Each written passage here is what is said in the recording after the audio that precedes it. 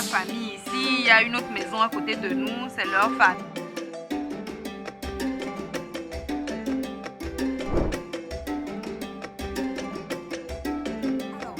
Elsa Badjoum Bena. Tu vas lire.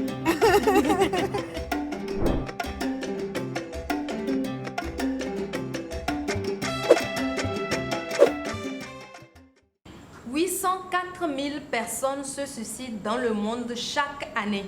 Soit une personne chaque 40 secondes se donne la mort. Nous avons tous connu de ces moments dans nos vies où on se sent difficile, on se sent fatigué, on se sent abattu par la vie et nous avons même envie parfois de finir avec nos vies parce qu'on se dit peut-être que la mort serait mieux. L'école académique est une école classique qui est censée nous apprendre des choses nous permettant de faciliter nos vies. On apprend la mathématique, on apprend la physique, on apprend la SVT, on apprend les calculs et plusieurs autres matières. Et on nous dit, après avoir appris tout ça, tu vas réussir dans la vie. Mais la vie réelle dans laquelle nous sommes, quand nous commençons, nous nous rendons compte qu'il y a des matières que nous avons abandonnées. Les matières dans lesquelles il faut apprendre le courage. Les matières qui nous apprennent à avoir confiance en nous. Des matières qui nous apprennent comment négocier avec la douleur quand tout est difficile pour toi. Des matières qui nous apprennent comment vivre chaque jour avec espoir que demain sera meilleur. Mais voilà, nous n'avons pas eu de ces matières. Et pourtant, nous en avons besoin chaque jour. Cela est bien là, les leçons dont nous en avons besoin. La science nous indique aujourd'hui que la pensée que nous avons et les émotions que nous avons agissent dans nos vies. Les gens qui réussissent dans la vie ont une façon de penser et des émotions qu'ils gèrent pour réussir leur vie. Ce qui nous emmène aujourd'hui à nous dire dans cette émission qu'il faut apprendre comment pouvoir bien penser. Parfois, nous avons juste besoin que quelqu'un nous écoute. Parfois, nous avons juste besoin de partager notre histoire avec quelqu'un. Mais nous n'avons pas de ces instants où nous pouvons partager nos histoires. À travers les histoires de quelqu'un d'autre, tu peux revoir ton histoire. À travers les pensées de quelqu'un d'autre, tu peux puiser quelque chose pour ta vie à toi. Nous apprenons toujours chaque jour de la vie. Ne plus vous sentir seul, quel que soit où vous êtes, quelle que soit la famille dans laquelle vous êtes, ne plus vous sentir seul, avoir des oreilles d'écoute, de la compassion, créer de la solidarité, savoir que dans les vies des autres, nous avons quelque chose. Voilà pourquoi nous avons initié cette classe. Nous l'appelons École de vie. Sous vos ovations, s'il vous plaît. Pour ce numéro, nous avons avec nous une dame extraordinaire. Je l'ai connue dans des situations exceptionnelles. J'étais à la recherche des dames qui sont en train de faire quelque chose dans la mode togolaise. Et quelqu'un nous a dirigés vers cette dame. Elle s'appelle Ninis Création. Nous allons mieux la connaître. Qui est Ninis? Comment Ninis a commencé? Quel est son parcours? Où est-elle aujourd'hui? Ninis a des enfants. Comment a-t-elle pu, par son parcours, donner quelque chose à ses enfants? Sans trop parler, je dis bonjour à Ninis. Bonjour Tatari. Comment vous allez? Très bien. Présentez-vous à notre cher public et à ceux qui nous suivent ce soir. Bonsoir le public. Je m'appelle Madame Djonfoun Amele Epiphanie, styliste, modéliste, Ninis Création. Alors Ninis, styliste, modéliste, Ninis Création. Pour être styliste, modéliste, Ninis Création, c'est qu'il faut faire de grandes études. Parlez-nous un peu de vos études. Vous avez été à l'école où vous avez fait comment jusqu'à ce que vous ne soyez ici? Parlez-nous de vos études. Quel est votre parcours? Merci beaucoup Tata. Ninis n'a pas beaucoup fréquenté. Moi, je me suis arrêtée en classe de CM2, mon CPD, et c'est fini. Je n'ai pas pu continuer parce qu'il n'y avait pas de moyens. Donc, c'est après mon CPD seulement que j'ai laissé le banc. Puis, j'ai entamé autre chose comme la couture. Donc, quand vous avez commencé au CPD, vous vous êtes dit, c'est déjà bon pour moi, j'arrête, ou c'est les moyens qui ont fait que vous n'avez pas continué les études? Parce qu'aujourd'hui, on passe de Nini styliste, modéliste. Oui. Donc, c'est les moyens qui ont fait que vous n'avez pas continué? Oui, parce que j'étais en classe de CE1 quand mon papa est décédé. En ce moment, j'avais l'âge de 8 ans. Mais j'avais des petites soeurs derrière moi, beaucoup même. Donc, par là, moi, j'ai abandonné les classes. Donc, il y a le frère de ma mère qui est revenu de Aledjo Kadara, qui a dit non, je ne peux pas quitter les classes comme ça. Et là, il m'a amené à Aledjo pour pouvoir aller fréquenter là-bas. Paix à son âme. Donc, j'étais partie avec elle, avec lui, rester à Aledjo. J'ai fait les études là-bas.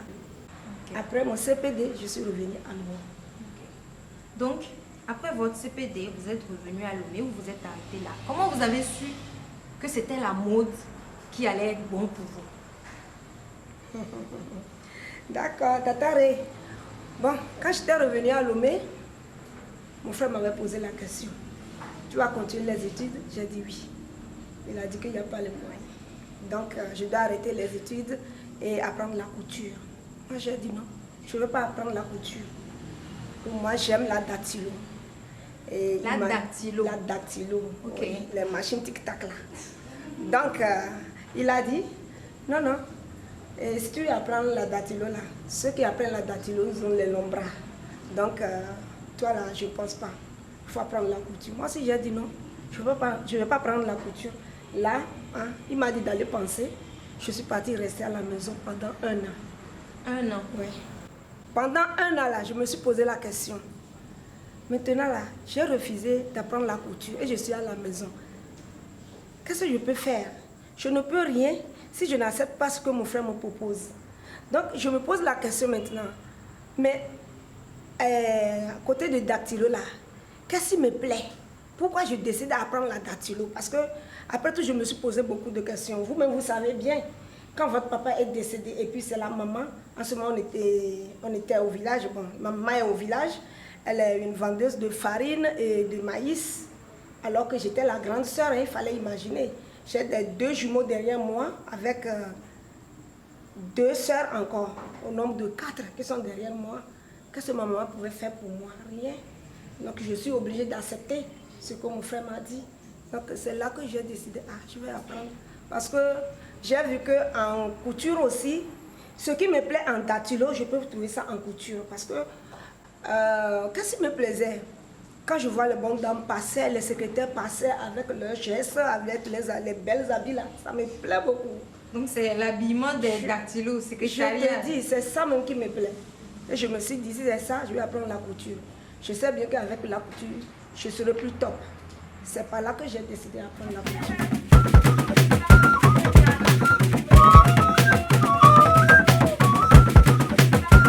Alors, Ninis, vous avez choisi la mode. Comment c'était lorsque vous appreniez à faire la mode? Parlez-nous un peu de comment c'était. Vous avez pris assez de temps pour apprendre la mode? C'était facile? Parce qu'en ce temps-là, ce n'est pas comme aujourd'hui où il y a plein de salons d'ateliers de couture et tout ça, je pense. Expliquez-nous un peu comment c'était. En tout cas, j'ai commencé la mode. Donc quand je suis partie voir mon frère, il a accepté. Il m'a dit d'accord. Et là, d'habitude, les parents posaient la question à leur fille. Va te promener et tu cherches l'atelier qui te plaît. Là, tu vas prendre la couture. Donc, moi, on ne m'a pas demandé ainsi. Là où moi, j'avais choisi pour apprendre la couture, ils ont dit non. Parce que moi aussi, en ce moment, j'étais un peu crapule. Donc, là, tu es agitée. Dynamique. Je te dis. C'est ça. Donc, ça fait que mon frère a refusé. Là, mon frère m'a proposé. Je n'ai pas de choix. Je suis partie là-bas et on a commencé la couture ensemble. Quand j'ai commencé la couture, c'était un peu dur. Parce que vous savez, dans la vie, quand tu vis, pas chez ta maman, chez quelqu'un, c'est un peu difficile. Parce qu'il y a certaines fois dans la vie que tu ne trouveras même pas qui dit ce que tu as à dire. Donc c'est les larmes, des fois. Des fois, quand je quitte pour me rendre à l'atelier, en cours de route, je pleure. Parce que j'ai certaines choses à dire, mais je ne sais pas à qui dire ça. Des fois même, je me rends à l'atelier le matin. Mon argent de petit déjeuner, c'est 30 francs qu'on me donnait. Bon, je prenais ça et puis j'allais. Un jour, on était parti à une libération pour l'une de nos sœurs. Voilà, on était assises à trois. La femme de mon frère, sa petite sœur et moi. Et là, la femme de mon frère disait à sa petite sœur, tu vois la façon dont on fait la libération là. Le jour que tu auras ta libération, il fallait voir. Les gens vont pleurer. Le jour que j'ai entendu ça, en même temps, mon cœur s'est sursauté. J'ai dit, si c'est moi qui va pleurer là, je ne pleurerai pas. Je ne vais même pas pleurer.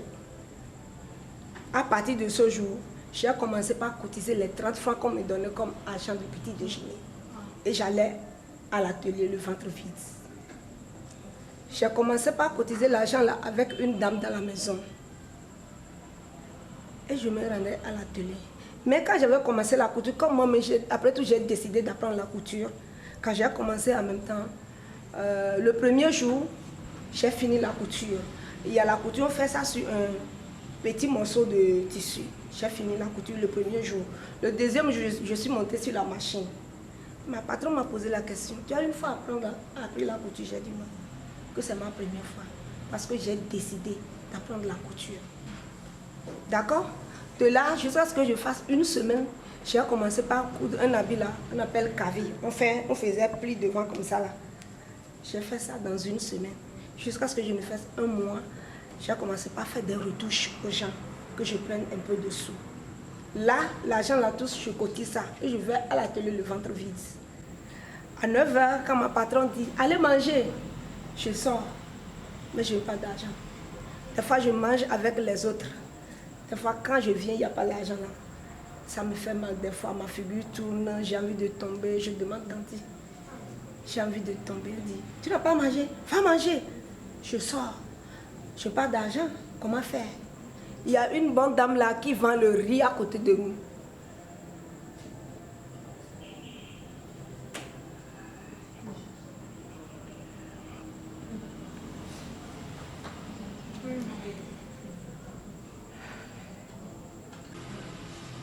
C'est chez la dame là que je vais, je la demande.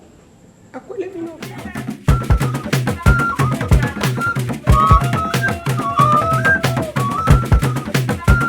Lorsqu'on vous donnait 30 francs, parce que vous saviez, vous avez dit, j'ai décidé d'apprendre la couture.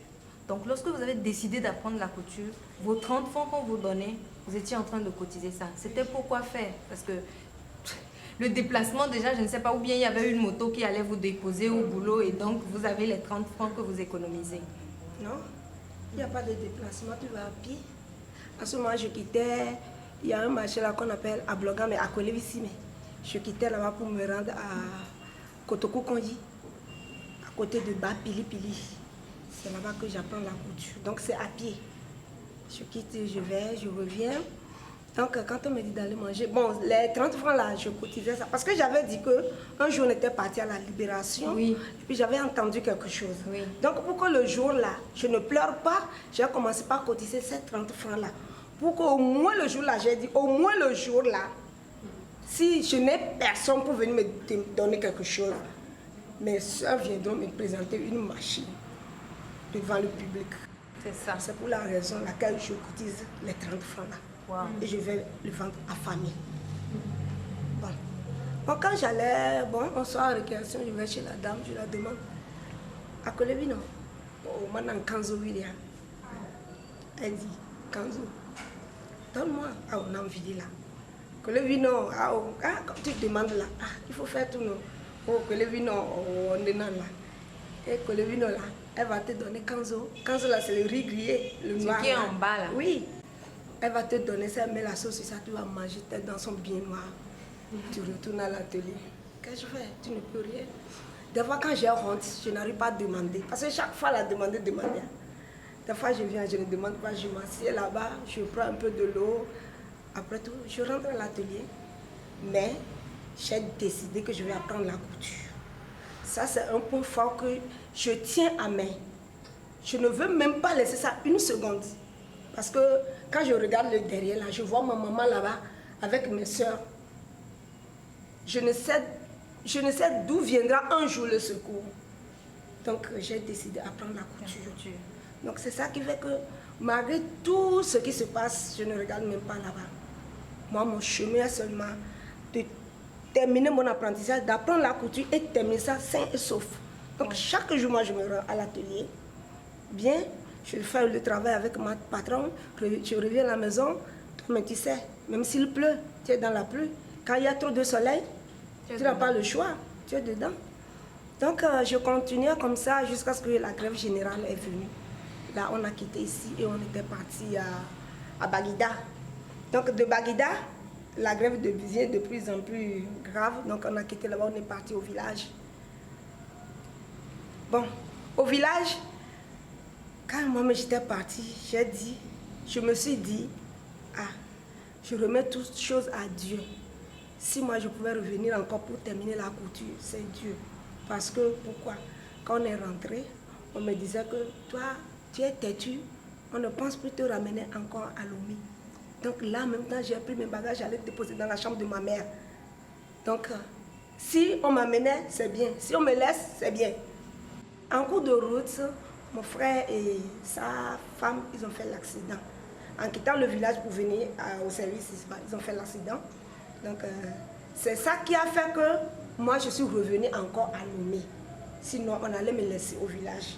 Parce que quand ils ont fait l'accident, la dame ne marchait plus. Donc, elle est sur place. Il faut quelqu'un pour la soutenir à l'hôpital. Qui? Donc là, ils ont décidé que de revenir. Donc, je suis revenue. Un beau matin, mon frère m'appelle et me dit, tu iras rester avec ma femme à l'hôpital.